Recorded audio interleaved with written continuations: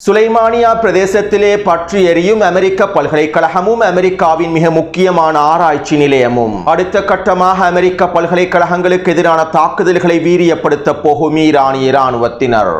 இஸ்ரேலிய ஆக்கிரமிப்புக்கு சொந்தமான சரக்கு கப்பலை இலக்கு வைத்த ஈரானிய ஏவுகணைகளும் இலக்கு வைக்கப்பட்டு தீக்கிரையாக்கப்பட்டிருக்கக்கூடிய மிக முக்கியமான மிகப்பெரிய எண்ணெய் கப்பலும் இதனால் அமெரிக்காவுக்குள்ளே ஏற்பட்டிருக்கக்கூடிய மிகப்பெரிய விளைவுகளும் ஈரான் அடுத்ததாக இலக்கு வைக்கப் போகும் சூப்பர் டேங்கர் எண்ணெய் கப்பல்களும் இலக்கு வைக்கப்பட்டிருக்கக்கூடிய ஐக்கிய அரபு அமீரகத்தின் மிக முக்கியமான பிரதேசங்களும் இஸ்ரேலிய ஆக்கிரமிப்புக்கு எதிரான வீரியமான ஏவுகணை தாக்குதல்களும் ஈரானுக்கு எதிரான போர் செலவுகளை அடிமை அரபு நாடுகள் டொனால்ட் ட்ரம்புக்கு வழங்கப் போகின்றனவா?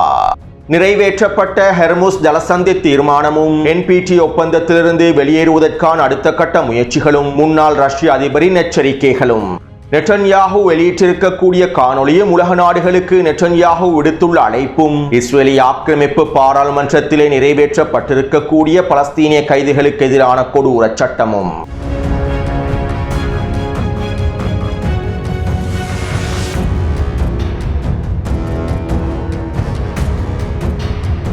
காசாவிலே டொனால்ட் ட்ரம்பின் ஒப்பந்தத்திற்கமைவாக போலியான யுத்த நிறுத்தம் ஏற்படுத்தப்பட்டதற்கு பின்பு அடிமை அரபுகளும் துரோகிகளும் ஹமாஸ் மற்றும் பலஸ்தீனிய மக்களுடைய முதுகில் குத்தியதற்கு பின்பு இஸ்ரேலிய ஆக்கிரமிப்பு தேசிய பாதுகாப்பு அமைச்சராக இருக்கக்கூடிய பென்குவிர் இஸ்ரேலிய ஆக்கிரமிப்பு பாராளுமன்றத்தில் பலஸ்தீனிய மக்களுக்கான மரண தண்டனையை விதிக்கக்கூடிய சட்டத்தினை முன்வைத்திருந்தான். இஸ்ரேலிய ஆக்கிரமிப்பு சிறைச்சாலைகளில் தற்போது 15,000க்கும் அதிகமான பலஸ்தீனிய கைதிகள் இருக்கின்றார்கள். இதற்கு மேலும் அதிகளவான பலஸ்தீனிய கைதிகளை சிறையில் அடைக்க முடியாது.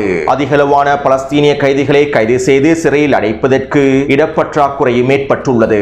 இதன் விளைவாகவும் சிறைச்சாலையில் இருக்கக்கூடிய பலஸ்தீனிய கைதிகளை முழுமையாக அளிக்க வேண்டும் என்கின்ற நோக்கத்தோடுமே பென்குவிர் இஸ்ரேலிய ஆக்கிரமிப்பு பாராளுமன்றத்தில் இந்த முன்மொழிவை முன்வைத்திருந்தான். இஸ்ரேலிய சிறைச்சாலையில் இருக்கக்கூடிய பலஸ்தீனிய கைதிகளுக்கு அவசரமாக மரண தண்டனை வழங்கப்பட வேண்டும். இராணுவ நீதிமன்றத்தில் குற்றவாளியாக தீர்ப்பளிக்கப்பட்டிருக்கக்கூடிய எந்த ஒரு பலஸ்தீனிய கைதியும் உயிரோடு இருக்கக்கூடாது என்றும் குறித்த தீர்மானம் முன்வைக்கப்பட்டிருந்தது.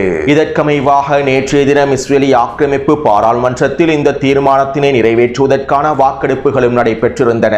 மேலும் 62க்கு 48 என்கின்ற வாக்கு வித்தியாசத்தில் குறித்த தீர்மானமானது தற்போது நிறைவேற்றப்பட்டுள்ளது.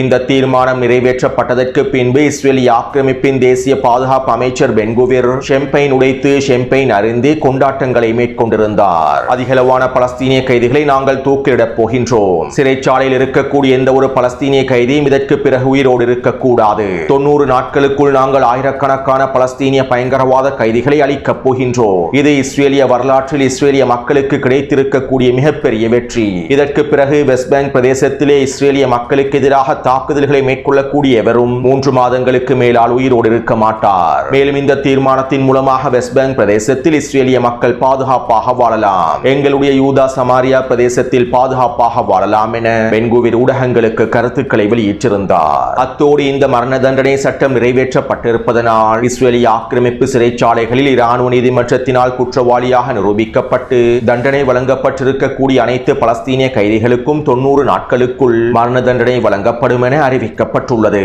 கிட்டத்தட்ட 10,000க்கும் அதிகமான பலஸ்தீனிய கைதிகளுக்கு இவ்வாறு மரண தண்டனை விதிக்கப் போகின்றார்கள். மேலும் ஒவ்வொருவராக தூக்கிலிடாமல் அனைவரையும் மிகப்பெரிய அறைக்குள் வைத்து நச்சுவாயுக்களை செலுத்தி படுகொலை செய்வதற்கும் மரண தண்டனையை நிறைவேற்றுவதற்கும் துப்பாக்கிச் சூட்டு தாக்குதல்கள் மூலமாகவும் நூற்றுக்கணக்கான பலஸ்தீனிய கைதிகளுக்கு மரண தண்டனையை நிறைவேற்றுவதற்கும் பென்குவிர் ஆலோசனைகளை முன்வைத்திருப்பதாகவும் தகவல்கள் வெளியாகியுள்ளன. அத்தோடு அடிமை அரபு நாடுகள் வாய்மூடி மௌனமாக இருக்கின்றன. ஈரானுக்கு எதிராக அணிதிரண்டிருக்கக்கூடிய ஜியோனிஸ் அரபு நாட்டு தலைவர்கள் இஸ்ரேலிய ஆக்கிரமிப்பு பாராளுமன்றத்தில் நிறைவேற்றப்பட்டிருக்கக்கூடிய இந்த சட்டத்தை தடுத்து நிறுத்துவதற்கு எதுவுமே செய்ய போவதில்லை. அதே நேரம் இந்த சட்டம் நிறைவேற்றப்பட்டிருப்பது வெஸ்ட் பேங்க் பிரதேசத்தில் இருக்கக்கூடிய பலஸ்தீனிய மக்களிடத்தில் ஒரு மிகப்பெரிய எழுச்சியை ஏற்படுத்தும் என்றும் சில ஆய்வாளர்கள் கருத்துக்களை வெளியிட்டுள்ளார்கள். வெஸ்ட் பேங்க் பிரதேசத்தில் இருக்கக்கூடிய 30 லட்சத்திற்கும் அதிகமான பலஸ்தீனிய மக்கள் இனி வரக்கூடிய நாட்களில் இன்திஃபாதா போராட்ட போராட்டத்தை ஆர்ப்பாட்டங்களை ஆரம்பிப்பார்கள் என்றும் எதிர்பார்க்கப்படுகின்றது. அல்-அக்ஸா வெள்ளப்போர் ஆரம்பிக்கப்பட்டதிலிருந்து வெஸ்ட் பேங்க் பிரதேசத்தில் இருக்கக்கூடிய பலஸ்தீனிய மக்கள் அணிதிரள வேண்டும் என ஹமாஸ் தரப்பினர் தொடர்ச்சியாக கோரிக்கைகளை முன்வைத்திருந்தார்கள். வெஸ்ட் பேங்க் பிரதேசத்தில் இருக்கக்கூடிய பலஸ்தீனிய மக்கள் ஒற்றுமையாக திரண்டல வேண்டும் என பலஸ்தீனிய தலைவர்கள் ஹமாஸினுடைய தலைவர்கள் கோரிக்கைகளை முன்வைத்திருந்தார்கள். இல்லாவிட்டால் காசாவுக்கு அடுத்தபடியாக வெஸ்ட் பேங்கை முழுமையாக சிதைத்துவிடும் என்பதனை தெளிவாக கூறியிருந்தார்கள். இப்படியான நிலைமையிலேயே தற்போது இஸ்ரேலிய ஆக்கிரமிப்பு பாராளுமன்றத்தில் இந்த சட்டம் நிறைவேற்றப்பட்டுள்ளது. எனவே இதற்கு பிறகாவது வெஸ்ட் பேங்க் பிரதேசத்தில் இருக்கக்கூடிய பலஸ்தீனிய மக்கள் ஒன்றிணைந்து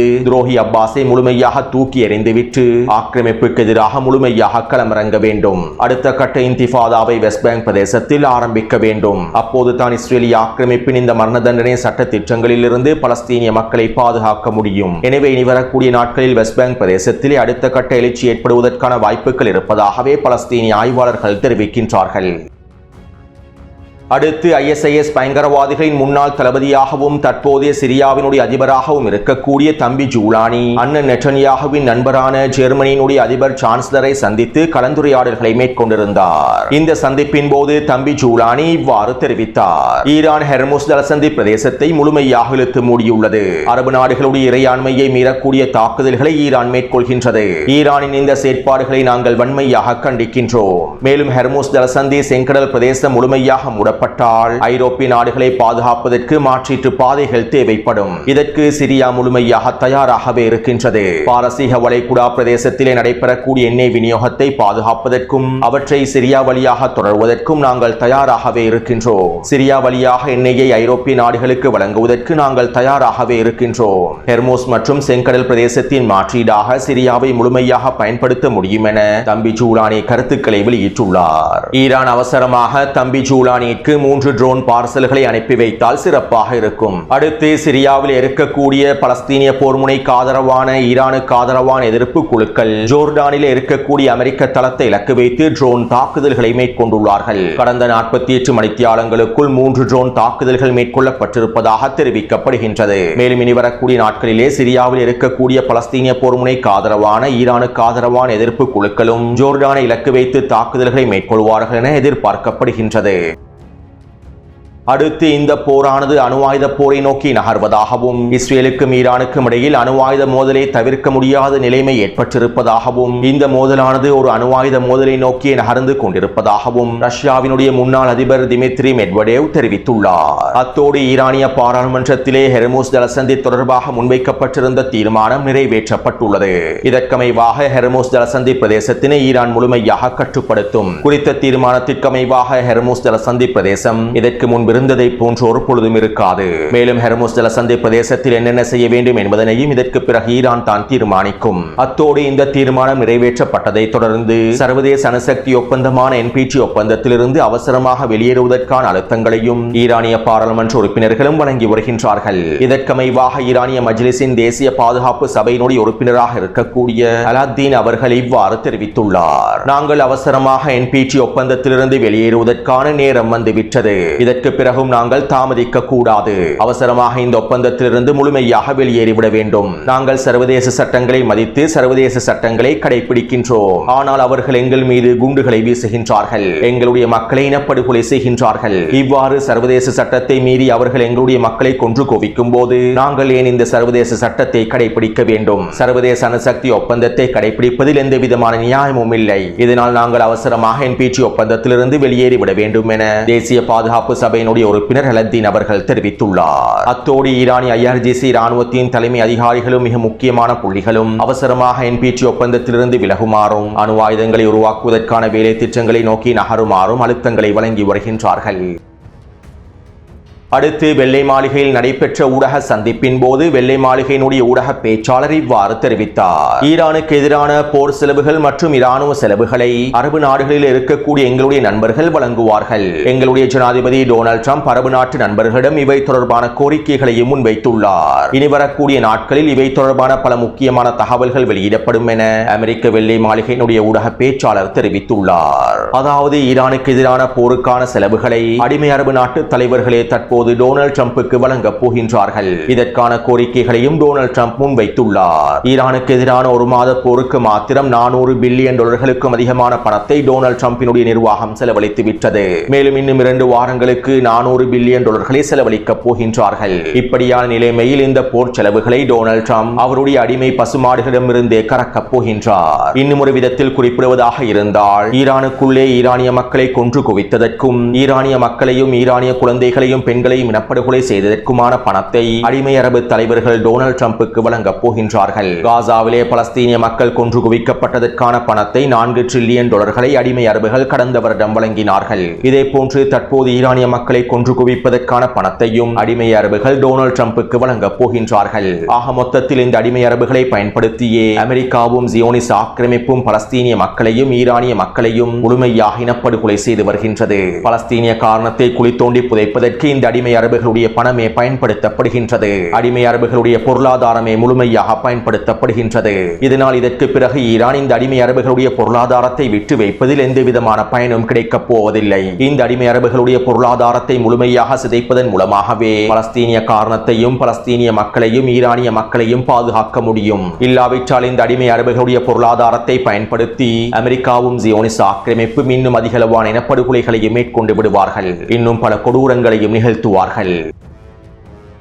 அடுத்து நேற்றிரவு நெட்டன்யாஹூ காணொலி ஒன்றை வெளியிட்டிருந்தார். மேலும் இந்த காணொலியின் மூலமாக ஹெர்முஸ் ஜலசந்திக்கு மாற்றீட்டு பாதைகளை பயன்படுத்துமாறு உலக நாடுகளுக்கு அவர் அழைப்பு விடுத்திருந்தார். ஹெர்முஸ் ஜலசந்தியை ஈரான் முழுமையாக இழுத்து மூடியிருப்பதனால் அதற்கு மாற்றீடாக சவுதி அரேபியாவினுடைய ஐக்கிய அரபு அமீரகத்தினுடைய துறைமுகங்களை பயன்படுத்தி செங்கடல் பிரதேசத்திற்கு தேவையான பொருட்களையும் எண்ணெயையும் நகர்த்தி செங்கடல் பிரதேசத்திலிருந்து வர்த்தகத்தை மேற்கொள்ள முடியும். அதே போன்று சவுதி அரேபியாவிலிருந்து ஜோர்டான் வழியாக இஸ்ரேலிய துறைமுகங்களை பயன்படுத்தி ஐரோப்பாவுக்கு இந்த வர்த்தகத்தை மேற்கொள்ள முடியும். தற்போதைய சூழ்நிலையில் ஹெர்முஸ் ஜலசந்தி பிரதேசத்தோடு சம்பந்தப்பட்டிருக்கக்கூடிய உலக நாடுகள் இந்த மாற்றீட்டு வழிகளை பயன்படுத்துவதே சிறந்ததாகும் என நெட்டன்யாஹூ அழைப்பு விடுத்துள்ளார். அதாவது ஹெர்முஸ் ஜலசந்தி பிரதேசம் இழுத்து மூடப்பட்டிருப்பதனால் சவுதி அரேபியாவின் கிழக்கு துறைமுகத்திலிருந்து தரை வழியாக சவுதி அரேபியாவின் மேற்கு துறைமுகத்தை நோக்கி பொருட்களை நகர்த்தி பிறகு அங்கிருந்து செங்கடல் பிரதேசத்தினூடாக நகர்த்த முடியும் என்றும், அல்லது சவுதி அரேபியாவிலிருந்து தரை வழியாக ஜோர்டான் மற்றும் இஸ்ரேலை நோக்கி நகர்த்தி இஸ்ரேலின்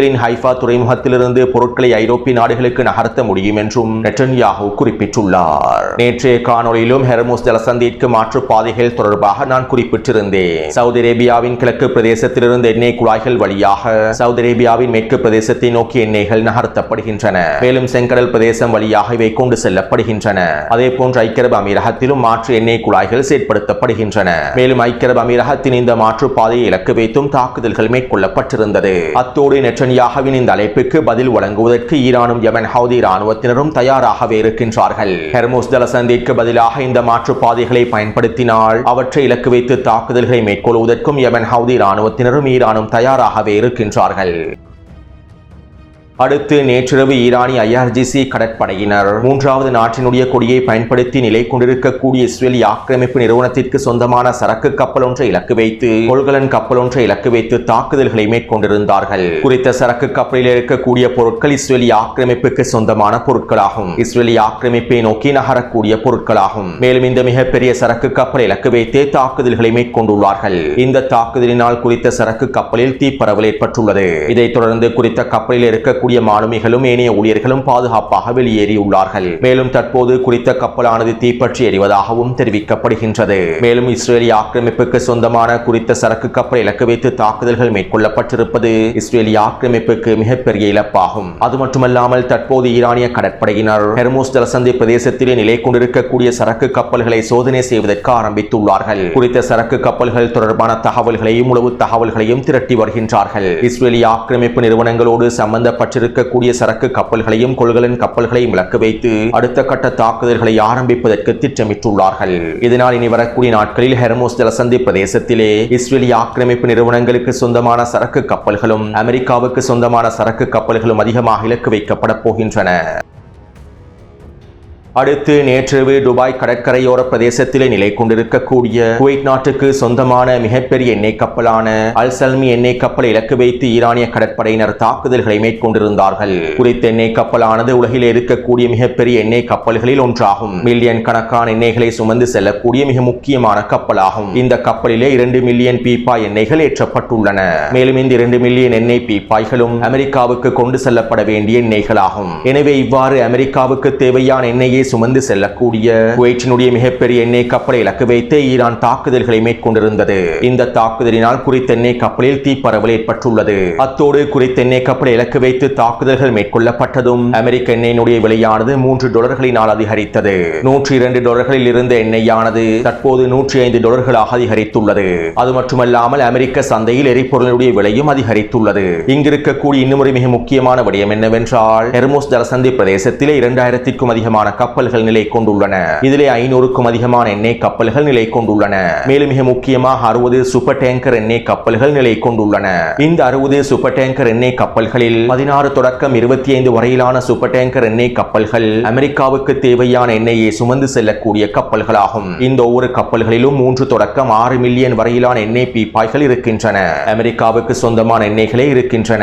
மேலும் இந்த சூப்பர் டேங்கர் எண்ணெய் கப்பல்களை இலக்கு வைத்து ஈரான் இன்னும் தாக்குதல்களை ஆரம்பிக்கவில்லை. அமெரிக்காவுக்கு சொந்தமான 16 தொடக்கம் 25 வரையிலான இந்த சூப்பர் டேங்கர் எண்ணெய் கப்பல்களை இலக்கு வைத்து ஈரான் தாக்குதல்களை மேற்கொண்டால் அமெரிக்க எண்ணெயினுடைய விலையானது பல மடங்கினால் அதிகரித்துவிடும். மேலும் அமெரிக்காவுக்குள்ளே எரிபொருள் விலையானது பல மடங்கினால் அதிகரித்துவிடும். அமெரிக்க பொருளாதாரத்திற்கு மிகப்பெரிய சிக்கலும் ஏற்படுத்தப்பட்டுவிடும். எனவே ஈரானிய கடற்படையினர் அடுத்த கட்டமாக அமெரிக்காவின் சூப்பர் டேங்கர் எண்ணெய் கப்பல்களையே குறிவைக்கப் போகின்றார்கள். ஈரானுக்கு எதிரான தரைவழி தாக்குதல்களை அமெரிக்கா மேற்கொள்ளும் சந்தர்ப்பத்தில் காக் தீவை இலக்கு வைத்து தாக்குதல்கள் மேற்கொள்ளப்படும் சந்தர்ப்பத்தில் ஈரான் முதன்மையாக இந்த அமெரிக்காவின் சூப்பர் டேங்கர் எண்ணெய் கப்பல்களையே இலக்கு வைக்கும். அமெரிக்காவின் 25 சூப்பர் டேங்கர் கப்பல்களும் முழுமையாக மூழ்கடிக்கப்பட்டால் அதற்கு பிறகு அமெரிக்காவினால் எதுவுமே செய்ய முடியாது. மேலும் அதன் விளைவுகள் அமெரிக்காவின் களத்திலே மிகப்பெரிய தாக்கத்தையும் ஏற்படுத்தப் போகின்றன. அடுத்து ஈரான் அடிமை அரபு நாடுகளில் இருக்கக்கூடிய தளங்களை இலக்கு வைத்து தொடர்ச்சியான தாக்குதல்களை மேற்கொண்டு வருகின்றது. இதற்கமைவாக ஐக்கிய அரபு அமீரகத்தில் இருக்கக்கூடிய அமெரிக்க தளங்களில் 3 வெடிப்புகள் பதிவாகியுள்ளன. அதே போன்று ஷார்ஜா பிரதேசத்தில் இருக்கக்கூடிய துறையா தொலைத்தொடர்பு வலையமைப்பு கட்டிடத்தை இலக்கு வைத்தும் ட்ரோன் தாக்குதல் மேற்கொள்ளப்பட்டுள்ளது. மேலும் துபாய் பிரதேசத்தில் 2 வெடிப்புகள் பதிவாகியுள்ளன. 2 கட்டிடங்கள் இலக்கு வைக்கப்பட்டிருப்பதாக தெரிவிக்கப்படுகின்றது. அதே போன்று குவைத்தில் இருக்கக்கூடிய அமெரிக்க ராணுவ கட்டளை தளத்தில் 5 வெடிப்புகள் பதிவாகியுள்ளன. பஹ்ரைனிலே 2 வெடிப்புகள் பதிவாகியுள்ளன. மேலும் பஹ்ரைனில் இருக்கக்கூடிய அலுமினியம் உற்பத்தி தொழிற்சாலைகள் இலக்கு வைத்தும் கைத்தொழில் வளாகங்கள் இலக்கு வைத்தும் ஈரான் தொடர்ச்சியாக ட்ரோன் தாக்குதல்களை மேற்கொண்டு வருவதாகவும் தெரிவிக்கப்படுகின்றது. அடுத்து இஸ்ரேலிய ஆக்கிரமிப்பை இலக்கு வைத்தும் ஏவுகணை தாக்குதல்களை மேற்கொண்டிருந்தார்கள். ஜெருசலம் பிரதேசத்திலே 2 வெடிப்புகள் பதிவாகியிருந்தன. மேலும் டெல் அவீவின் மத்திய பிரதேசத்திலே 1 வெடிப்பும் பதிவாகியுள்ளது. அதே போன்று ஹைஃபா துறைமுகத்தை இலக்கு வைத்தும் தாக்குதல்கள் மேற்கொள்ளப்பட்டிருந்தன. அடுத்து நேற்றிரவு குர்திஸ்தான் சுலைமானியா பிரதேசத்தில் இருக்கக்கூடிய அமெரிக்க பல்கலைக்கழகம் ஒன்றை இலக்கு வைத்து ஈரான் ஏவுகணை தாக்குதல்களை மேற்கொண்டிருந்தது. குறித்த பல்கலைக்கழகமானது அமெரிக்க நிறுவனங்களோடு சம்பந்தப்பட்டிருக்கக்கூடிய மிக முக்கியமான பல்கலைக்கழகமாகும். இந்த பல்கலைக்கழகத்திலே அமெரிக்காவினுடைய ஆராய்ச்சி நிறுவனம் ஒன்று அமைக்கப்பட்டுள்ளது. இந்த ஆராய்ச்சி நிறுவனம் இருக்கக்கூடிய கட்டிடத்தை இலக்கு வைத்தே தாக்குதல்கள் மேற்கொள்ளப்பட்டுள்ளன. இந்த தாக்குதலினால் குறித்த கட்டிடங்கள் முழுமையாக தரைமட்டமாக்கப்பட்டுள்ளன. மேலும் குறித்த தாக்குதல் தொடர்பான காணொலியை டெலிகிராம் சேனலில் பதிவிட்டுள்ளேன். மேலும் இது அமெரிக்க பல்கலைக்கழகங்களை இலக்கு வைத்து ஈரான் மேற்கொள்ளக்கூடிய ஆரம்ப கட்ட தாக்குதலாகும். குர்திஸ்தான் பிரதேசத்திலேயே இன்னும் 2 அமெரிக்க பல்கலைக்கழகங்கள் காணப்படுகின்றன. அதே போன்று மத்திய கிழக்கு பிராந்தியத்திலும் பல அமெரிக்க பல்கலைக்கழகங்கள் காணப்படுகின்றன. ஈரான் கூறியதை போன்று அடுத்த கட்டமாக இந்த பல்கலைக்கழகங்களை இலக்கு வைத்தும் வீரியமான தாக்குதல்களை மேற்கொள்ளும். மேலும் குர்திஸ்தான் பிரதேசத்திலே அமெரிக்க பல்கலைக்கழகத்தில் இருக்கக்கூடிய ஆராய்ச்சி நிலையம் முழுமையாக அளிக்கப்பட்டிருப்பது அமெரிக்காவுக்கு மிகப்பெரிய மூலோபாய இழப்பாகும் என குர்திஸ்தானி ஆய்வாளர்களும் கருத்துக்களை வெளியிட்டுள்ளார்கள். எனவே இதே போன்று மத்திய கிழக்கு பிராந்தியத்தில் இருக்கக்கூடிய அமெரிக்காவினுடைய அடுத்த கட்ட ஆராய்ச்சி நிறுவனங்களும் இலக்கு வைக்கப்பட போகின்றன. அத்தோடு நேற்றிரவிலிருந்து ஈரானின் இஸ்ஃபஹான் பிரதேசத்திலே அமெரிக்கா வீரியமான தாக்குதல்களை மேற்கொண்டு வருகின்றது. இஸ்ஃபஹான் பிரதேசத்தை இலக்கு வைத்து அதிகளவான பங்கபஸ்ட வெடிகுண்டு தாக்குதல்கள் மேற்கொள்ளப்பட்டிருந்தன. இந்த பங்கபஸ்ட வெடிகுண்டு தாக்குதல்களில் இஸ்ஃபஹான் பிரதேசத்தில் இருக்கக்கூடிய வெடிமருந்து களஞ்சியம் அளிக்கப்பட்டிருப்பதாக தெரிவிக்கப்படுகின்றது. அதிகளவான ஊடகங்கள் ஏவுகணை களஞ்சிய சாலை அளிக்கப்பட்டதாகவும் ட்ரோன் களஞ்சிய சாலை அளிக்கப்பட்டதாகவும் தெரிவித்திருந்தார்கள். ஆனால் உண்மையில் இஸ்ஃபஹான் பிரதேசத்தில் இருக்கக்கூடிய வெடிமருந்து களஞ்சிய சாலையே அளிக்கப்பட்டுள்ளது. அமெரிக்கா பங்கபஸ்ட வெடிகுண்டு தகவல்களை பயன்படுத்திய குறித்த களஞ்சிய சாலையை அளித்துள்ளது. எனவே இந்த காணொளி தொடர்பான கருத்துக்களை பதிவிடுங்கள். அடுத்த காணொளி விரைவாக பதிவிடுகின்றேன். தொடர்ந்தும் என்னுடன் இணைந்திருங்கள். நன்றி, வணக்கம்.